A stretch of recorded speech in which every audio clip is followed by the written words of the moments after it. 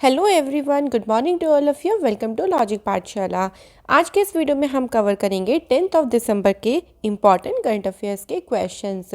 इस वीडियो का पीडीएफ आप लोग को टेलीग्राम पर मिल जाएगा। तो चलिए फ्रेंड्स, वीडियो की शुरुआत करते हैं।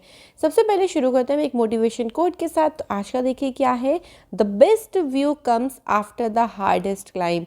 देखिए, सबसे अच्छा बेस्ट व्यू आपको कब मिलेगा, जब आप बहुत ज़्यादा कठिन चढ़ाई करते हो, या कह लीजिए एक तरीके से कि हमें बेस्ट रिजल्ट तब मिलता है जब हमारी जो पूरी जर्नी होती है ना, जिसमें हमने बहुत मेहनत करी होती है, वो जर्नी हमारी सक्सेसफुली कंप्लीट हो जाती है। तो जो भी जर्नी है आपकी, चाहे वो आसान हो, चाहे वो थोड़ी डिफ़िकल्ट हो, बहुत डिफ़िकल्ट हो, उससे निराश बिल्कुल भी ना होएं, बस आगे बढ़ते रहें, क्योंकि उस हार्डेस्ट टाइम के बाद आपको बहुत प्यारा सा टाइम मिलेगा देखने को, और एक तरीके से ना जो खुशी मिलेगी ना, वो अलग ही रहेगी। तो चलिए फिर इसी खुशी के साथ वीडियो की शुरुआत करते हैं। सबसे पहला क्वेश्चन देखिए क्या है, which country will join the United states, the United kingdom and Australia diplomatic boycott of the Beijing winter Olympics. देखो, अभी हाल ही में मैंने आपको बताया था कि यूएसए ने, इसके अलावा यूनाइटेड किंगडम और ऑस्ट्रेलिया, इन तीनों ने जो बीजिंग ओलंपिक्स है उसे बॉयकॉट कर लिया है, डिप्लोमेटिक बॉयकॉट कर लिया है। इसी में एक और कंट्री शामिल हो गई है, और वो कंट्री कौन सी हो जाएगी, वो है कनाडा। सो कनाडा ने भी इन कंट्रीज़ को ज्वाइन कर लिया है। अब देखो ऐसा क्या हुआ है, क्योंकि कनाडा और चाइना के बीच में देखो जो रिलेशंस है ना, वो 2018 से ही एक तरीके से ख़राब चल रही हैं, जब चाइना में 2 कैनेडियन लोगों को गिरफ्तार कर लिया गया था। उसी में कनाडा ने क्या किया था, कनाडा ने अमेरिका के एक्स्ट्रेडिशन यानी अमेरिका के प्रत्यर्पण अनुरोध पर हुआई टेक्नोलॉजी के जो चीफ फाइनेंशियल ऑफिसर थे और कंपनी के जो मेन फाउंडर थे, उनकी बेटी को गिरफ्तार कर लिया था। तो उसी टाइम से दोनों कंट्रीज़ के बीच में जो रिलेशंस है वो ख़राब चल रहे थे। और आप सभी को पता है कि यूएसए के द्वारा क्यों बॉयकॉट किया गया है, क्योंकि चाइना में देखो काफ़ी जो ह्यूमन राइट्स हो रहे हैं उनका हनन हो रहा है। तो उन्होंने कहा है कि भाई जब तक आप इस चीज़ को सॉल्व नहीं करोगे, सही नहीं करोगे, आगे कोई भी ट्रेड या कुछ भी दोनों देशों के बीच में नहीं चल सकता। तो इसी में कनाडा भी जो है वो शामिल हो गया है। अब अगर हम बात करते हैं देखो विंटर ओलंपिक्स की, ये विंटर ओलंपिक्स 2022 में होंगे, अपकमिंग जो 2022 है, और ये चाइना के कहाँ पे होंगे, बीजिंग में होंगे। ठीक है फ्रेंड्स, अब कुछ मैं आपको पुरानी जो न्यूज़ है, इंटरनेशनल न्यूज़, उनको रिवाइज़ करवा देती हूँ। देखो, अभी आपको अगर याद हो तो कुछ टाइम पहले की याद करिए न्यूज़ कि फिलीपींस से एक न्यूज़ मैंने आपको बहुत जो है इम्पॉर्टेंट बताई थी, कि फिलीपींस पहली कंट्री है जिसने गोल्डन राइस की प्लांटिंग को अप्रूवल दिया था। तो फिलीपींस से ये बहुत ही ज़्यादा इम्पॉर्टेंट न्यूज़ है, आप लोग इसको ज़रूर ध्यान रखें। इसके अलावा ध्यान रखिएगा कि रशिया के द्वारा S-500 मिसाइल सिस्टम का सक्सेसफुली परीक्षण किया गया था। अच्छा, सऊदी अरेबिया से एक इम्पॉर्टेंट न्यूज़ वो ये है कि सऊदी अरेबिया ने ख़त्म किया था मेल गार्डियन रिक्वायरमेंट को। किस चीज़ के लिए, जब वुमेन हज को अटेंड करती थी, हज के लिए जाती थी, तो पहले क्या होता था, मेल गार्डियंस की ज़रूरत पड़ती थी ज़रूरी, बट अब सऊदी अरेबिया ने इसको ख़त्म कर दिया है। इसके अलावा देखो यूएस, अफ़गानिस्तान, पाकिस्तान और उज़्बेकिस्तान, ये एक नया क्वाड ग्रुप बना है, ये ध्यान रखिएगा। इसके अलावा यूएई पहली ऐसी गल्फ़ नेशन बनी है जिसने इज़राइल में अपनी एम्बेसी को ओपन किया है, ये न्यूज़ आपको ध्यान रखना है। उसके बाद वर्ल्ड का सबसे टॉलेस्ट सैंड कासल, इसको डेनमार्क में कंस्ट्रक्ट या डेनमार्क में इसको बनाया जा रहा है। अगला है, चाइना को भी हाल ही में डब्ल्यूएचओ के द्वारा मलेरिया फ्री सर्टिफिकेट जो है वो मिल गया है। तो ये सारी चीज़ें आपको ध्यान रखनी है कुछ इंटरनेशनल न्यूज़ से। चलिए इसी के साथ अगले क्वेश्चन की तरफ आगे बढ़ती हैं। क्वेश्चन है देखिए अगला, Olaf Scholz is sworn as new chancellor in which country. तो ये अभी हाल ही में किस देश के नए चांसलर के रूप में इन्होंने शपथ ली है। सो फ्रेंड, आंसर यहाँ पर हो जाएगा जर्मनी। अच्छा, जर्मनी में तो अपॉइंट हुए हैं, किनके प्लेस पर इनको अपॉइंट किया गया है, एंजेला मर्केल। ठीक है, तो इनका जो है वो कार्य ख़त्म हो गया है, और अब यहाँ के नए चांसलर बनी है ओलाफ स्कोल्स। यहाँ पे बात करते हैं जर्मनी की, तो आप देख सकते हैं मैप में, ये है जर्मनी की लोकेशन, जिसकी कैपिटल है बर्लिन, और जर्मनी में करेंसी है यूरो। यहाँ के प्रेसिडेंट है फ्रैंक वॉल्टर स्टाइनमायर। सो ये ध्यान रखिएगा, इंपॉर्टेंट है। अगला क्वेश्चन देखते हैं। Who has become the first Japanese tourist to visit the International Space Station? So friend, यहाँ हमें बताना है कि अंतर्राष्ट्रीय अंतरिक्ष स्टेशन जो है उसका दौरा करने वाले पहले जापानी पर्यटक कौन बने। आंसर हो जाएगा युसाको मेजावा। तो युसाको मेजावा जो है बिलियनियर है और ये जापान से पहले टूरिस्ट बने हैं जो कि इंटरनेशनल स्पेस स्टेशन के लिए गए हैं।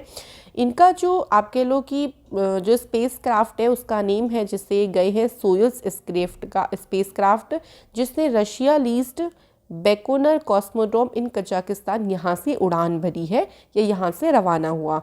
ये 12 दिन स्पेंड करेंगे स्पेस में और इनके साथ एक असिस्टेंट है यूजो हिरानो। इस दौरान जब ये 12 दिन का ये टाइम पीरियड इनका रहेगा उस दौरान ये 100 टास्क को कंप्लीट करेंगे, जिसमें से एक बैडमिंटन टूर्नामेंट को होस्टिंग का भी है। भाई ऑर्बिट में यानी स्पेस में बैडमिंटन टूर्नामेंट हो रहा है, इसको होस्ट करना भी एक टास्क में इंक्लूड किया गया है। तो वेरी वेरी इंपॉर्टेंट क्वेश्चन, आपके एग्जाम में क्वेश्चन पूछ सकते हैं। इसके बाद क्वेश्चन है, देखिए कौन सी ऑर्गेनाइजेशन है जिसने ई सवारी India electric bus coalition launch किया है। इसे लॉन्च किया है फ्रेंड्स नीति आयोग ने। अच्छा, आप लोग सोचो कि नीति आयोग में नीति की फुल फॉर्म क्या है। आप लोग सोचो, हम अभी डिस्कस करेंगे इस बारे में। अब देखो इससे होगा क्या। ई सवारी जो इंडिया इलेक्ट्रिक बस कोएलिशन है, इसके थ्रू सेंट्रल, स्टेट और जो सिटी लेवल की गवर्नमेंट एजेंसियां हो गई एक्सेट्रा, वो आपस में अपनी नॉलेज को शेयर करेंगी और जो भी उनकी लर्निंग्स होंगी ई बस अडॉप्टेशन से रिलेटेड उन सभी को आपस में शेयर किया जाएगा। क्योंकि देखिए इलेक्ट्रिक बसेस भी अब शुरू हो गई हैं और धीरे धीरे करके चीज़ें इलेक्ट्रिक ही होती चली जाएंगी, बिकॉज पोल्यूशन को भी तो रोकना है ना, और फ्यूल भी एक ना एक दिन आपका ख़त्म हो जाएगा। तो एक तरीके से सारी की सारी, चाहे सेंट्रल हो, स्टेट हो, सिटी हो, सारी जो गवर्नमेंट एजेंसियां हैं वो अपनी आपस में जो सीख होगी उसे साझा करेंगे। ठीक है, तो यहाँ पे बात आती है अब नीति आयोग की। सो फ्रेंड, आप देख लीजिए नीति आयोग में जो नीति की फुल फॉर्म है वो है national institution of transforming India. इसकी स्थापना हुई 1 जनवरी 2015 को। हेडक्वार्टर है न्यू दिल्ली में। चेयरपर्सन है नरेंद्र मोदी जी। वाइस चेयरपर्सन है इसके राजीव कुमार और सीईओ कौन है, अमिताभ कांत। तो ये ध्यान रखिएगा। अगले क्वेश्चन की तरफ बढ़ते हैं। क्वेश्चन है अगला, देखिए एशिया पावर इंडेक्स में इंडिया ने कौन सी रैंक को सिक्योर किया है। देखिए बात करते हैं एशिया पावर इंडेक्स की, तो इंडिया की जो इसमें रैंक रही है वो 4th नंबर की रही है और इस इंडेक्स को जो रिलीज़ किया है वो लोवी इंस्टीट्यूट ने इस रैंक को रिलीज़ किया। क्वेश्चन आपका बनता है कि इसको रिलीज़ किसने किया है, इशू किसने किया है। ठीक है, बात करते हैं टॉप 3 कंट्रीज़ की। तो 1st नंबर पे है आपका यूएसए, 2nd पे है चाइना और 3रे नंबर पर है जापान और भारत है 4थे नंबर पे। लोवी इंस्टीट्यूट की बात करते हैं तो इसका हेडक्वार्टर आपको सिडनी में देखने को मिलेगा और इसके जो चेयरमैन है वो है फ्रैंक लोवे, याद रखिएगा। अब देखिए कुछ और इंडेक्स आई थी हाल फिलहाल की, उन सभी इंडेक्सेस को रिवाइज कर लेते हैं जिससे हमारा पुराना रिवीजन भी हो जाए। सबसे पहले देखिए ग्लोबल ब्राइबरी रिस्क इंडेक्स, इसमें भारत की जो रैंक है वो 82 है और टॉप कंट्री रही इसमें डेनमार्क। इसके बाद क्लाइमेट चेंज परफॉर्मेंस इंडेक्स जिसमें भारत की रैंक है 10। इसमें देखो टॉप 3 कंट्रीज़ में कोई सी भी कंट्री को नहीं रखा गया है। स्वीडन इसमें रहा है 4थे नंबर पे। वहीं बात करते हैं global climate tech investment trend report की, भारत की रैंक है इसमें 9th और टॉप किया है USA. Rule of law index, India की रैंक 79, टॉप कंट्री है Denmark. Next is global pension index जिसमें इंडिया की रैंक है 40 और टॉप कंट्री है इसमें आइसलैंड। नेक्स्ट है हेनले पासपोर्ट इंडेक्स, ये बहुत इंपॉर्टेंट है, इंडिया की रैंक है इसमें 90 और टॉप पे रहा है जापान और सिंगापुर। तो ये कुछ अभी फ़िलहाल की इंडेक्सेस है। मैं आपको जल्द ही एक इंडेक्स पे वीडियो लेके आऊँगी जिसमें हम 2021 के सारे ही क्वेश्चंस को कंप्लीट कर लेंगे, तो उससे आपका अच्छे से रिवीजन हो जाएगा। चलिए अगला क्वेश्चन देख लेते हैं। नेक्स्ट क्वेश्चन है, देखिए विच एंटिटी जिसने लॉन्च किया है she is a change maker programme for women representatives. तो महिला प्रतिनिधियों के लिए इस कार्यक्रम को शुरू किया है NCW यानी नेशनल कमीशन फॉर वुमेन के द्वारा। अच्छा, अब ये जो प्रोग्राम है, इस प्रोग्राम को लॉन्च किसने किया? कि क्वेश्चन भी बन सकता है कि बताइए she is the change maker programme, इसको लॉन्च किसने किया है? तो इसको NCW की चेयरपर्सन है रेखा शर्मा, इनके द्वारा इसे लॉन्च किया गया।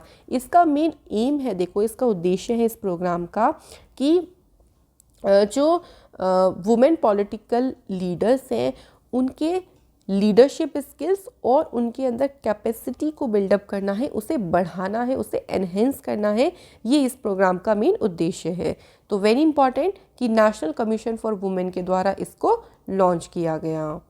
नेक्स्ट क्वेश्चन है फ्रेंड, देखिए जनरल विपिन रावत, अभी हाल ही में देखो इनका निधन हुआ है।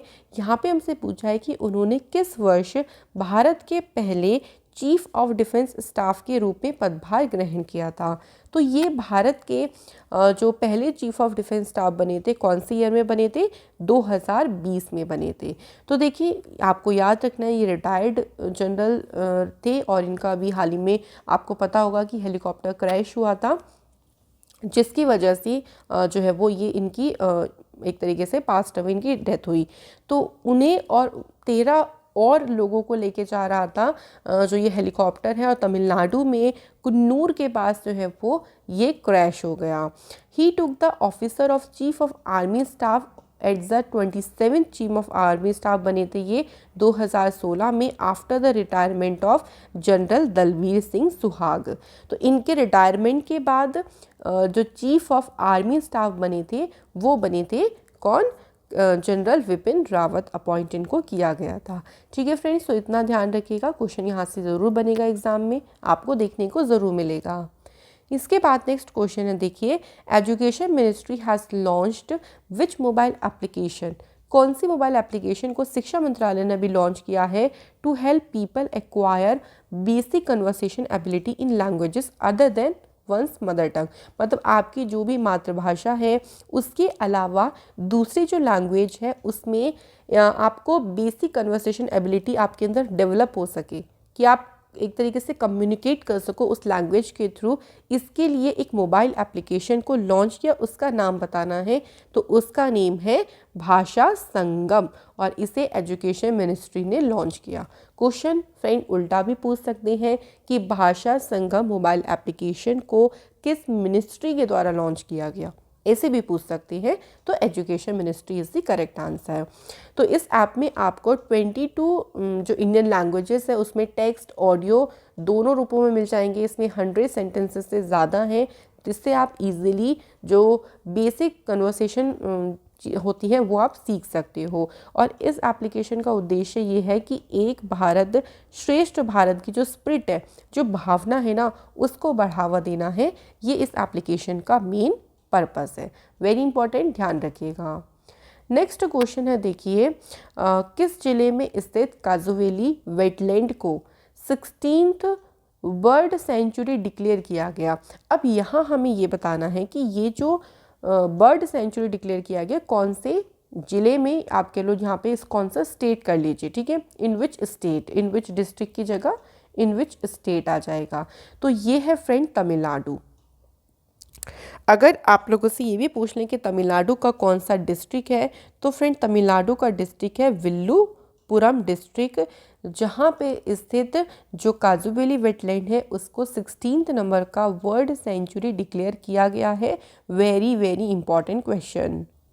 देखिए जो काजुवेली वेटलैंड है ना, वो दक्षिण भारत में दूसरी सबसे बड़ी खारे पानी की झील के रूप में ये जाना जाता है पुलिकट झील के बाद, क्योंकि सबसे बड़ी क्या हो गई, पुलिकट हो गई। और इस अभ्यारण्य जो अभ्यारण्य है तमिलनाडु का जो ईस्टर्न वाला कोस्ट है ना, उसके साथ बे ऑफ बंगाल के बिल्कुल निकट में स्थित है। तो आप लोगों से डायरेक्टली इसका नाम देके स्टेट का नाम पूछ लेंगे। बात करते हैं फ्रेंड्स यहाँ पर तमिलनाडु स्टेट की। तमिलनाडु की कैपिटल है चेन्नई, सीएम है MK स्टालिन, गवर्नर है RN रवि, और यहाँ का जो स्टेट डांस है वो है भरतनाट्यम। नेशनल पार्क की बात करते हैं, so Mukurthi national park, Mudumalai national park, Indira Gandhi जिसे अन्नामलाई नेशनल पार्क भी कहते हैं, गुइंडी नेशनल पार्क, और gulf of Mannar marine national park. These are very important national parks in Tamil Nadu. Next question की तरफ आगे देखते हैं। चलिए अगला क्वेश्चन देखते हैं। तो पूछा है डिज्नी बाइजू के जो अर्ली लर्निंग एप्लीकेशन है उन्होंने अपना ब्रांड एम्बेसडर के रूप में किसे नियुक्त किया है। सो फ्रेंड आंसर हो जाएगा, बिल्कुल आप सही समझ रहे हैं, Olympic gold medallist Neeraj Chopra. आपको याद होगा ओलंपिक में इन्होंने गोल्ड मेडल जीता था, वो भी किसमें, जैवलिन थ्रो में। ये भी ध्यान रखिएगा, पूछ सकती हैं। तो इनको बनाया गया है अभी डिज्नी बाइजूस का अर्ली लर्निंग एप्लीकेशन का ब्रांड एम्बेसडर। हाल फिलहाल में देखो कुछ हम देख लेते हैं, जैसे बेंगलुरु बेस्ड एक कंपनी है किनारा कैपिटल, उन्होंने रविंद्र जडेजा को अपना ब्रांड एम्बेसडर बनाया। नाओमी कवासे को यूनेस्को गुडविल एम्बेसडर के रूप में अपॉइंट किया गया। इसी के अलावा स्मृति मंधाना को गुवी का ब्रांड एम्बेसडर अपॉइंट किया गया है। संजय दत्त को अरुणाचल प्रदेश ने अपना ब्रांड एम्बेसडर डिक्लेयर किया और महाराष्ट्र की गवर्नमेंट ने एक्टर सलमान खान को अपने स्टेट का वैक्सीन एम्बेसडर डिक्लेयर किया है।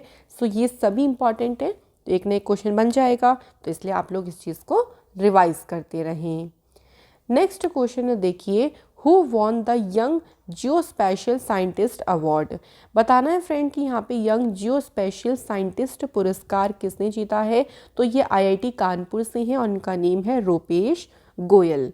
अच्छा, बाकी ऑप्शंस को देखकर आपको कुछ याद आ रहा होगा। नीलमणि फुका का मैंने आपको कल बताया था, इनको 56 नंबर का ज्ञानपीठ अवार्ड दिया गया। वहीं बात करते हैं दामोदर मौजा की, इनको 57 नंबर का ज्ञानपीठ अवार्ड दिया गया है, दोनों ध्यान रखिएगा।